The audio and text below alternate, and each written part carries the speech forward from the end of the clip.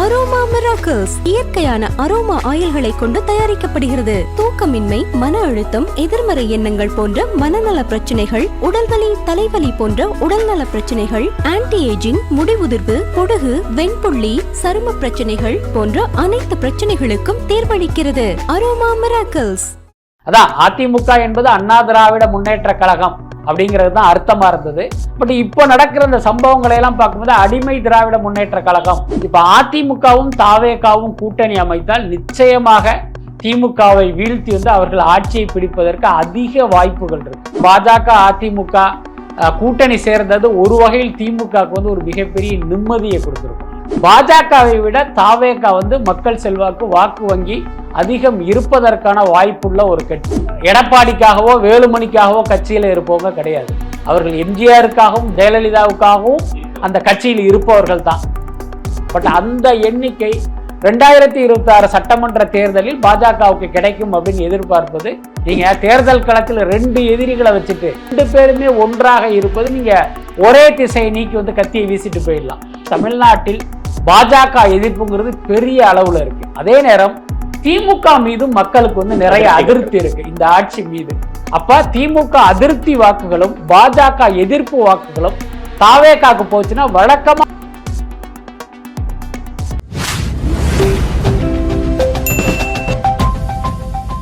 அதிமுக பாஜக கூட்டணி வந்துரும் அப்படின்னு சொல்லிட்டு நீண்ட நாட்களாக நம்ம பேசிட்டு இருக்கோம். குறிப்பா எஸ்பி வேலுமணியோட இல்ல திருமண விழாவில் அண்ணாமலை கொடுக்கப்பட்ட வரவேற்பும், அமித்ஷா அவர்களை எஸ்பி வேலுமணி 8 நிமிடம் தனியா சந்தித்து பேசினதுமே இதற்கான ஒரு பேசு பொருளாக இருந்துச்சு. உள்துறை அமைச்சர் அமித்ஷாவை எடப்பாடி பழனிசாமி அவர்கள் சந்தித்து 2 மணி நேரம் சந்தித்து பேசியிருக்கிறார்.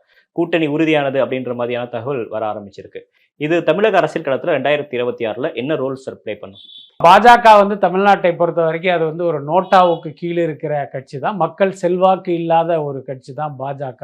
அதே நேரம் அவங்களுக்கு என்ன அப்படின்னா, எப்படியாவது தமிழ்நாட்டில் நம்ம கால் உண்டணும் அப்படின்னு நினைக்கிறாங்க. அது பாஜக தனித்து போட்டியிடும் போது சாத்தியம் இல்லை. அதுதான் உண்மை, எல்லாருக்கும் தெரிஞ்ச விஷயம். அப்போ ஒரே வழி என்னன்னா, இங்கு செல்வாக்கோடு இருக்கிற கட்சிகளோட முதுகுல டிராவல் பண்ணி நமக்கு தேவையான சீட்டுகளை வாங்கி அதன் மூலமாக நம்ம வெற்றி அடையணும் அப்படிங்கிறது அவங்களுடைய நோக்கமாக இருக்குது. அதற்கு அவர்கள் தேர்ந்தெடுத்த கட்சி தான் அதிமுக. இன்னொன்று, திமுக கூட்டணியோட இவங்க போக முடியாது, திமுகவும் இவங்களை சேர்த்துக்க மாட்டாங்க. அப்போ அதிமுகவோட போனால் அந்த 2026 தேர்தலில் நம்ம ஒரு கணிசமான தொகுதியை வாங்கி வெற்றி பெற முடியும் அப்படின்னு நினைக்கிறாங்க. அதே நேரம் என்னன்னா, அண்ணாமலை அதிமுக தலைமை குறித்து விமர்சனம் பண்ணி அதனால் அந்த கூட்டணியே உடைஞ்சது எல்லாமே கடந்த கால வரலாறு. அதனால் எடப்பாடியை பொறுத்த வரைக்கும் பாஜகவோடு கூட்டணி கிடையாது அப்படிங்கிறதுல ரொம்ப உறுதியாக இருந்தார். அதை தொடர்ந்து பல்வேறு சந்தர்ப்பங்களில் சொல்லிக்கிட்டு இருந்தார். அதனாலேயே அண்ணாமலை மேலும் கடுப்பாகி வன்மத்தோட எடப்பாடி விமர்சனம் பண்ணதெல்லாம் நம்ம பார்த்தோம். ஸோ இந்த சூழ்நிலையில் அதிமுகவுடைய அடுத்த கட்ட தலைவர்கள், இப்போ வேலுமணி, தங்கமணி போன்றவர்கள் பாஜகவோட நம்ம வரணும், பாஜகவோட கூட்டணி சேரணுங்கிறது அவங்களுடைய தனிப்பட்ட விருப்பமாக இருந்தது. அதுக்கு பல்வேறு காரணங்கள். முக்கியமான காரணம் என்ன அப்படின்னா, இவர்கள் அமைச்சராக இருந்தபோது செய்த ஊழல்கள் பாஜக நினைச்சா அதை கையில் எடுக்க முடியும், அதன் மூலமாக தனக்கு ஒரு சிக்கலை ஏற்படுத்த முடியுங்கிறதுனால அவங்களோட இணக்கமாக போயிடலாம் அப்படிங்கிறது இவர்களுடைய விருப்பமாக இருந்தது. பட் ஆனால் எடப்பாடியை பொறுத்த வரைக்கும் தன்னுடைய முடிவில் அவர் உறுதியாக இருந்தார். அதே நேரம் இவர்கள் ஒரு பக்கம் எடப்பாடிக்கு ஒரு நெருக்கடியை கொடுத்துக்கிட்டே இருந்தாங்க, இன்னொரு பக்கம் பாஜகவோட இவங்க ஒரு நெருக்கமான உறவையும் மெயின்டைன் பண்ணிட்டு இருந்தாங்க. நீங்கள் கூட கேள்விப்பட்டிருப்பீங்க, கடந்த மக்களவை தேர்தலில் அண்ணாமலைக்கு செலவு பண்ணதே எஸ்பி வேலுமணி தான். அது இல்லாமல் கொங்கு மண்டலத்தில் பல்வேறு பாஜக கேண்டிடேட்டுக்கு இவர் தான் ஸ்பான்சர் பண்ணாருங்கிற ஒரு செய்தியெல்லாம் இருக்கு. அது இல்லாமல் சமீபத்தில் எஸ்பி வேலுமணி வீட்டு திருமணத்தில் பாஜகவினருக்கு கொடுக்கப்பட்ட முக்கியத்துவம் எல்லாத்தையுமே பார்த்தோம். ஸோ இதெல்லாம் சேர்ந்து இன்றைக்கு பார்த்தீங்கன்னா எடப்பாடியை கொண்டு போய் அமித்ஷா முன்னால் போய் நிறுத்தியிருக்கு. ஸோ இப்போ இந்த சந்திப்புக்கு பிறகு சர்வ நிச்சயமாக நமக்கு தெரிகிற விஷயம் என்னன்னா, 2026 சட்டமன்ற தேர்தலில் பாஜக அதிமுக கூட்டணி உறுதி அப்படிங்கிற முடிவுக்கு தான் வர வேண்டியதாக இருக்கு. நான் ஏற்கனவே சொன்ன மாதிரி பாஜக தனித்து நின்றிருந்தால் அவர்களுக்கு ஒரு சீட்டு கூட கிடைக்காது, அதான் நிலைமை. இன்றைக்கு அதிமுக கூட்டணியில் இருப்பதால் ஒரு சில சீட்டுகளில் வெற்றி பெறுவதற்கு வாய்ப்பு. 2021 4 சீட் அவங்க வெற்றி பெற்றாங்க சார். இப்போ 2026 அதே கணக்கு இருக்குமா, இல்ல கூடுதலா கணக்குகள் உயர வாய்ப்பு? இப்போதைக்கு இந்த அதிமுகவை தங்கள் பக்கம் இழுத்தது கூட பாத்தீங்கன்னா, எங்களுக்கு இவ்வளவு செல்வாக்கு இருக்கு, அதனால நாம் இணைந்து போட்டியிட்டு திமுகவை தோற்கடிப்போம் அப்படிங்கிற அந்த அடிப்படையில் வந்து இந்த டீல் நடக்கவே இல்லை. இவர்கள் செய்த தவறுகளை அவர்கள் ஒரு அஸ்திரமாக பயன்படுத்தி உங்கள் மீது நாங்கள் இடியை கொண்டு வருவோம், ஐடியை கொண்டு வருவோங்கிற ஒரு அச்சுறுத்தல்ல தான் இந்த கூட்டணியை இவங்க வந்து ஏற்படுத்துறாங்க. ஆமா, நிச்சயமா அவங்க தான் வந்து ஒன்றியத்தை ஆள போறாங்க. அப்ப எந்த நேரத்திலும் அவர்கள் நினைத்தால் என்ன மாதிரியான நடவடிக்கை வேணாலும் எடுக்க முடியும். அப்படி இருக்கும்போது இந்த சீட்டு பேரத்திலும் கூட அப்படிப்பட்ட ஒரு அணுகுமுறையை தான் இவங்க காட்டுவாங்கன்னு நினைக்கிறப்ப. உதாரணத்துக்கு இவங்க 4 சீட்ல ஜெயிச்சதுனால நான் உங்களுக்கு ஒரு 10 சீட்டு தர்றேன் அப்படின்னு அதிமுக சொன்னாலும் அதை பாஜக ஏற்காது. அவர்கள் விரும்புகிற நம்பரை பெறுவதற்கு அவங்க என்ன மாதிரியான அணுகுமுறையை வேண்டுமானாலும் கடைபிடிப்பாங்க. அப்படிதான் நான் நினைக்கிறேன். சரி, இதுல முக்கியமா கவனிக்கக்கூடியது பாஜக எதிர்ப்பு அப்படின்றத திமுக இப்போ ஆரம்பத்துல இருந்தே பண்ணிட்டு இருந்தாலும் கூட இப்போ முக்கியமா டீலிமிட்டேஷன்ல இருந்து தேசிய கல்விக் கொள்கையில இருந்து ரொம்ப ஸ்ட்ராங்கா வந்து பாஜக எதிர்ப்புன்றதுல கையில் எடுக்கிறாங்க. ஒருவேளை அதிமுக பாஜகவோட கூட்டணி போயிருவாங்க அப்படின்றதுனாலதான் பாஜக எதிர்ப்பை திமுக இவ்வளவு தீவிரப்படுத்துறாங்களா? அப்படிலாம் கிடையாது. அவர்களை பொறுத்தவரையும் பாஜகவும் அவர்களுடைய எதிரி, அதிமுகவும் அவர்களுடைய எதிரி. அதனால அதுக்கும் இதுக்கும் பெரிய தொடர்பு இல்லை அப்படின்ட்டு நான் நினைக்கிறேன். இன்னும் சொல்ல போனா பாஜக அதிமுக கூட்டணி சேர்ந்தது ஒரு வகையில் திமுகவுக்கு வந்து ஒரு மிகப்பெரிய நிம்மதியை கொடுத்துருக்கும். நீங்க தேர்தல் களத்தில் 2 எதிரிகளை வச்சுட்டு யாரு பக்கம் கத்தி வீசுறதுன்னு தெரியாம குழம்பி நிற்பது, அல்லது யாரை வந்து பெருசா அட்டாக் பண்றது, யாரை வந்து சாஃப்டா டீல் பண்றது அப்படிங்கிற குழப்பத்துக்கெல்லாம் வழி இல்லாம 2 பேருமே ஒன்றாக இருப்பது, நீங்க ஒரே திசையை நீக்கி வந்து கத்தியை வீசிட்டு போயிடலாம். எல்லாத்துக்கும் மேல நீங்க அதிமுகவை இவங்க ஏற்கனவே ஆட்சி பண்ணும்போது ஊழல் பண்ணாங்க என்ன அப்படின்னு சொல்றதை விட இவர்கள் பாஜகவோட கூட்டணியில இருக்காங்க, இவர்கள் பாத்தீங்கன்னா ஒரு மதவாத சக்தி அப்படிங்கிற மாதிரியான விமர்சனத்தை வைப்பது வந்து ரொம்ப எளிதான காரியம். அது மக்கள் மத்தியில் பெரிய அளவுல ஒர்க் அவுட் ஆகும். ஏன்னா தமிழ்நாட்டை பொறுத்த வரைக்கும் பாஜக எதிர்ப்பு, மதவாத எதிர்ப்பு அப்படிங்கிறது தான் மக்கள் மனசுல வேரூன்றிய விஷயம். ஸோ அதை வந்து நீங்க கையில ஆயுதமா எடுக்கிறதுங்கிறது திமுக வந்து ரொம்ப ஒரு சொல்றாரு. தமிழ்நாட்டுல பாஜக வளர்ந்துருக்கு. இப்ப 2024 நாடாளுமன்ற தேர்தல் ரிசல்ட் நீங்க பாருங்க, எத்தனை இடத்துக்கு வந்து நாங்க அதிமுக பின்னுக்கு தள்ளி 2ஆம் இடத்துக்கு வந்திருக்கோம். பாஜக தமிழ்நாட்டுல ஆட்சி அமைப்பது தொலைதூரத்துல எல்லாம் இல்ல, பக்கத்துலதான் இருக்குன்னு தான் பேசுறாரு. இல்ல, அது கனவு காணுகிற உரிமை எல்லாருக்கும் இருக்கு. அது அண்ணாமலைக்கும் அந்த கனவு காணும் உரிமை இருக்கு. அப்படிதான் நம்ம எடுத்துக்கணும். மற்றபடி அவர்கள் ஆசைப்படுவது எந்த காலத்திலையும் தமிழ்நாட்டில் நடக்காது. அதுக்கப்புறம் அவர் சொல்ற மாதிரி மக்களவை தேர்தலில் பார்த்தீங்கன்னா முந்தைய தேர்தலை விட பாஜக கூடுதல் வாக்குகள் பெற்றிருக்கலாம், அதுக்கு வாய்ப்பு இருக்கு. அப்படி பெற்றிருந்தாலும் அதற்கான காரணம் என்ன அப்படின்னா, எப்பயுமே நீங்க பாத்தீங்கன்னா ஒரு சட்டமன்ற தேர்தல் நடக்கும்போது அடுத்த முதல்வர் யார், அதிமுகவா திமுகவா அப்படிங்கிறது தான் மக்கள் கிட்ட ஒரு கேள்வியா இருக்கும். அதுதான் அந்த தேர்தலில் வந்து ரோல் பண்ணும். அதே இது மக்களவை தேர்தல்னு போகும்போது அடுத்த பிரதமர் யார் அப்படிங்கிறது தான் ஒரு கேள்வியா இருக்கும். இப்ப அதிமுக நிற்கும் போது பாத்தீங்கன்னா அதிமுக தரப்பிலிருந்து பிரதமர் வேட்பாளருங்கிறது யாருமே கிடையாது. அப்ப மோடி அல்லாத ஒருவரா அப்படிங்கிற கேள்வியில தான் அந்த தேர்தலே நடந்தது. அதனால பாஜகவுக்கு உங்களுக்கு கூடுதல் வாக்குகள் கிடைச்சிருக்கலாம். பட் அந்த எண்ணிக்கை 2026 சட்டமன்ற தேர்தலில் பாஜகவுக்கு கிடைக்கும் அப்படின்னு எதிர்பார்ப்பது சாத்தியம். இப்ப இந்த தேர்தலை பொறுத்த வரைக்கும் முக்கியமான ரோல் பிளே பண்ண போறது விஜய் அப்படின்றது எல்லாருக்குமே தெரிஞ்ச ஒரு விஷயம் தான் சார். அவர் எந்த பக்கம் போக போறாரு அப்படின்ற மாதிரி இருந்துச்சு. நீங்களுமே நிறைய பேட்டிகளை சொல்லியிருந்தீங்க, எடப்பாடி பழனிசாமி விஜயை வந்து விரும்புறாரு, அலைன்ஸ் வரணும் விரும்புறாரு அப்படின்ற இடத்த சொல்லியிருந்தீங்க. அந்த இடத்துல இருந்து எடப்பாடி பழனிசாமி பாஜக நோக்கி எப்படி நகர்ந்தாரு? விஜய் இந்த வாய்ப்பை தவற விட்டாரா? இல்ல, விஜய் வந்து இந்த வாய்ப்பை தவற விட்டதா நம்ம சொல்ல முடியாது. முதல்ல நீங்க கேட்டா எடப்பாடி எப்படி அந்த பக்கம் நகர்ந்தார் அப்படின்னா நிச்சயமாக ஒரு அச்சுறுத்தல் காரணமா தான் நகர்ந்திருப்பாரு அப்படின்னு நான் நினைக்கிறேன். இப்போ உதாரணத்துக்கு பாருங்க, அதிமுக என்பது கிட்டத்தட்ட திமுகவுக்கு நிகரான செல்வாக்கு இருக்கிற, வாக்கு வங்கி இருக்கிற ஒரு கட்சி. அப்ப இவர்களுக்கு பாத்தீங்கன்னா இன்னொரு கூடுதலாக ஒரு சக்தி வரும்போது வெற்றி நிச்சயம் அப்படிங்கிற ஒரு ஃபார்முலா அடிப்படையில் அவங்க யோசிக்கும் போது பாஜகவை விட தாவேகா வந்து மக்கள் செல்வாக்கு, வாக்கு வங்கி அதிகம் இருப்பதற்கான வாய்ப்புள்ள ஒரு கட்சி. நம்ம ஏற்கனவே பல நேர்காணல்ல சொன்னோம். தமிழ்நாடு உளவுத்துறையின் ரிப்போர்ட் படி விஜய் கட்சிக்கு 2 இலக்கத்தில் அவர்களுக்கு வாக்கு சதவீதம் கிடைக்கும் அப்படிங்கிறது தான் ரிப்போர்ட்டா இருக்கு. இன்னைக்கே இப்படின்னா நீங்க தேர்தல் நெருங்கும் போது அது இன்னும் பல மடங்கு உயர்வதற்கு வாய்ப்பு. அதிமுக பிளஸ் தாவேகா அப்படிங்கிறது தான் ஒரு வெற்றிக்கான கூட்டணியாக இருக்க முடியும். அதே இது பாஜகவோடு ஒப்பிடும் போதும் பாத்தீங்கன்னா அவர்களை விட பல மடங்கு வாக்கு வந்து விஜய்க்கு தான் உண்டு. அப்படி இருக்கும்போது எடப்பாடியுடைய முதல் சாய்ஸுங்கிறதே தாவேகாவா தான் இருக்க முடியும். அப்ப அதை விட்டுட்டு அதை விட குறைவான வாக்கு சதவிகிதம் உள்ள தமிழ்நாட்டு மக்களுடைய அதிருப்திக்கு ஆளான ஒரு கட்சியோட எப்படி ஒருத்தர் கூட்டணிக்கு போக முடியும்? அப்ப என்ன காரணம் அப்படின்னா ஏதோ ஒரு நிர்பந்தம், நெருக்கடி, அழுத்தம், மிரட்டல், இந்த மாதிரி வார்த்தைகளை நம்ம அடுக்கிக்கிட்டே போகலாம். இந்த காரணம் தான் எடப்பாடியை கொண்டு போய் அமித்ஷா முன்னால நிறுத்தி இருக்குன்னு நினைக்கிறேன். எடப்பாடி அங்க போகலன்னு நினைக்கிறீங்க? ஆமா, எடப்பாடி வந்து மனப்பூர்வமாக போனதாக நான் நினைக்கல. அதுக்கு உதாரணமா ஒண்ணு சொல்றேன். அமித்ஷாவை இவர்கள் சந்திக்கிற புகைப்படம் வந்து இன்னைக்கு பல்வேறு பத்திரிகைகள்ல வந்திருக்கு. அதை நீங்க இன்னொரு முறை போய் பாருங்க. எடப்பாடி பாத்தீங்கன்னா அவரை பார்த்து ஒரு சம்பிரதாயமான ஒரு சிரிப்பு, நம்ம ஊர்ல எல்லாம் செத்த சிரிப்புன்னு சொல்லுவாங்க, அப்படி ஒரு புன்னகை தான் அவர் முகத்துல இருக்கு.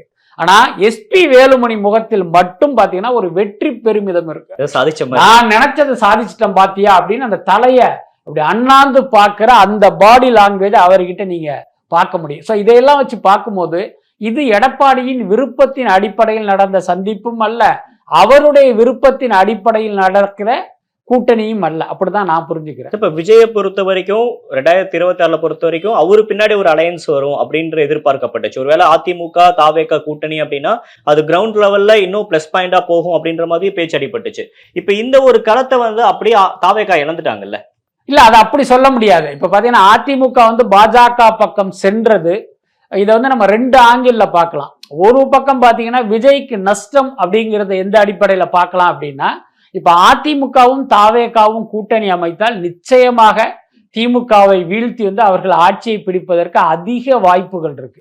ஸோ அப்படி இந்த கூட்டணி அமைகிறது என்றால் இப்ப விஜய் வந்து கணிசமா ஒரு தொகுதியை கேட்பாரு, அதுக்கப்புறம் துணை முதல்வர் போன்ற ஒரு அதிகாரமிக்க பதவியும் அவர் எதிர்பார்ப்பாரு. ஸோ இந்த அடிப்படையில் தான் இந்த கூட்டணி அமைந்திருக்கும். அப்படி அமையும் போது விஜய்க்கு வந்து ஒரு கணிசமான இடங்களில் வெற்றியும் துணை முதல்வர் பதவியும் அப்படி தங்கத்தட்டுல வச்சு கொடுத்த மாதிரி அவருக்கு கிடைத்திருக்கும். இப்ப பாஜக கூட அதிமுக போனதால் அந்த வாய்ப்பு தாவேகாவுக்கு இல்லை.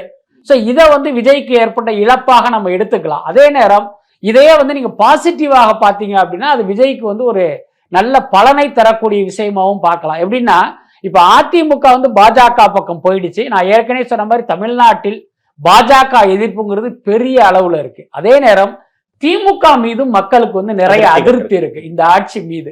அப்ப திமுக அதிருப்தி வாக்குகளும் பாஜக எதிர்ப்பு வாக்குகளும் தாவேகாக்கு போச்சுன்னா வழக்கமா தாவேகாக்கு கிடைக்கிற வாக்குகளை விட இந்த இரண்டு எதிர்ப்புகளுமே கூடுதல் வாக்குகளை பெற்றுக் கொடுப்பதற்கும் வாய்ப்பு இருக்கு. அதனால இதை வந்து விஜய்க்கு கிடைத்த வந்து ஒரு சாதகமான அம்சமாகவும் நம்ம எடுத்து. இப்ப திமுக எதிர்ப்பு வாக்குகள் அதிமுகவுக்கு டிராவல் ஆகிறதும் அதிமுக எதிர்ப்பு வாக்குகள் திமுகவுக்கு டிரான்ஸ்பர் ஆகிறதும் தானே இன்ன வரைக்கும் அரசியல் களமா இருக்கு.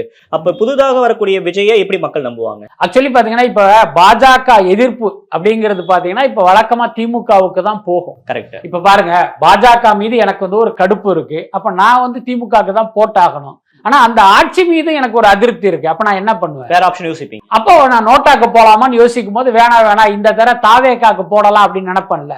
சோ இந்த மனநிலை வந்து நிறைய மக்களுக்கு இருப்பதற்கு வாய்ப்பு இருக்கு.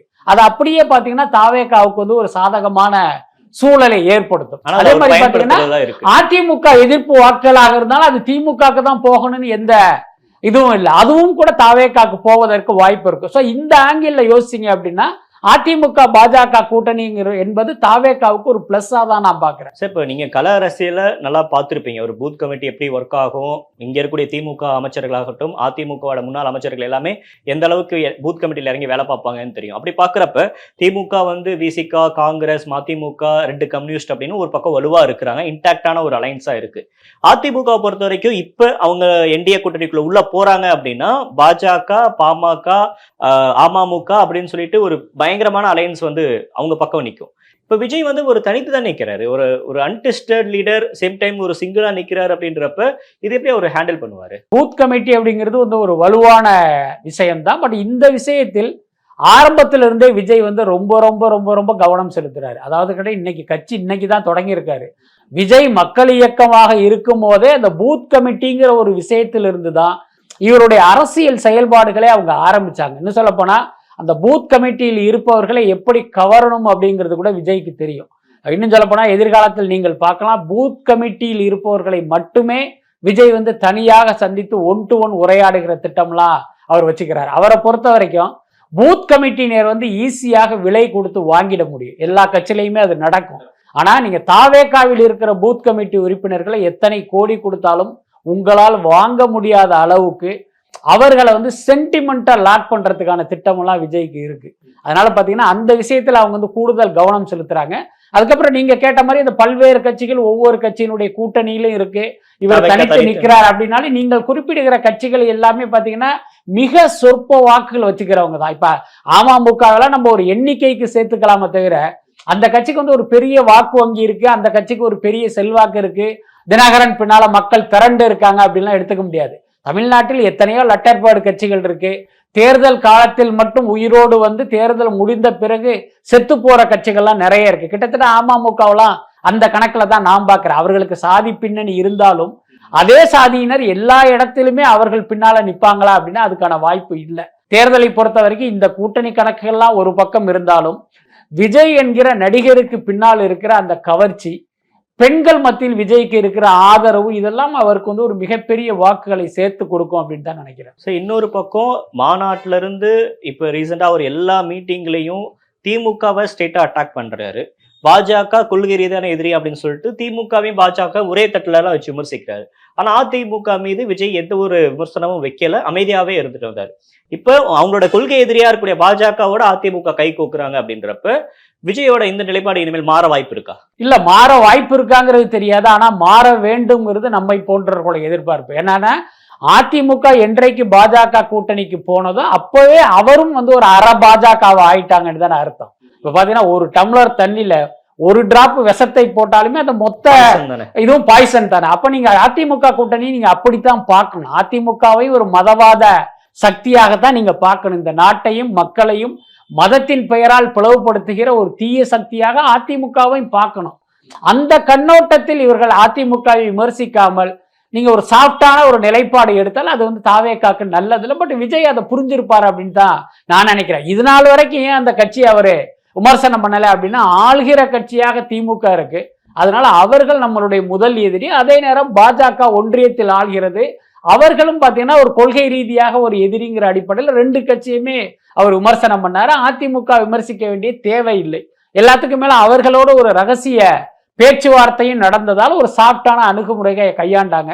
இப்ப தாவேகாவோட அவர்களுக்கு கூட்டணி இல்லை அப்படிங்கிறது முடிவான பிறகு அவர்களையும் தங்களுடைய எதிரியா தானே பாவிக்கணும். அதுதான் சரியான. 28 பொதுக்கூட்டத்துல நம்ம வந்து ஒரு பெரிய பொலிட்டிக்கல் அப்டேட் எதிர்பார்க்கலாம் விஜய் தரப்புல இருந்து. ஒன்னு திமுக இந்த அளவுக்கு எதிர்க்கிறாங்களோ அதில் அதிமுக பத்தி ஒரு ஸ்டேட்மெண்ட் எதிர்பார்க்கலாமா? இல்ல, அது இப்போதைக்கு வருமாங்கிறத நம்மளால சொல்ல முடியாது. அண்ணாமலை அவர்கள் ஜெயலலிதா அவர்கள் குறித்து என்ன பேசினாரு, அதிமுக குறித்து என்ன பேசினாருன்றது எல்லாமே களத்துல எல்லாருக்குமே தெரியும். இப்ப 2ஆம் கட்ட தலைவர்கள் அதிமுகவுக்கு பாஜக அவசியம் அப்படின்னு அந்த இடத்துக்கு போய் நிக்கிறப்ப களத்துல இருக்கக்கூடிய அதிமுக தொண்டர்களோட மனநிலை என்ன ஆகும் சார்? இல்ல, உண்மையிலே பாத்தீங்கன்னா ஒவ்வொரு அதிமுக தொண்டனும் வந்து அவமானத்தில் கூனி குறுகி போயிடுவோம். அதுல எந்த மாற்றமுமே இல்லை. ஏன்னா இன்னைக்கு அதிமுகவில் வந்து ஒரு கடைகோடி தொண்டர்கள் அத்தனை பேருமே எடப்பாடிக்காகவோ வேலுமணிக்காகவோ கட்சியில இருப்பவங்க கிடையாது.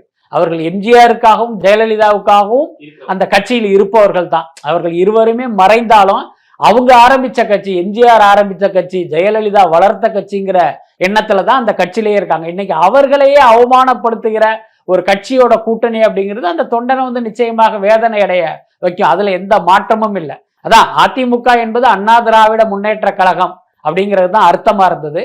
பட் இப்போ நடக்கிற இந்த சம்பவங்களை எல்லாம் பார்க்கும்போது அடிமை திராவிட முன்னேற்ற கழகம் அப்படிங்கிற ஒரு புது அர்த்தம் எழுதுற மாதிரி தான் இருக்கு. அது நிச்சயமாக அந்த தொண்டர்களை வந்து ஒரு வேதனை அடைய வைக்கும்.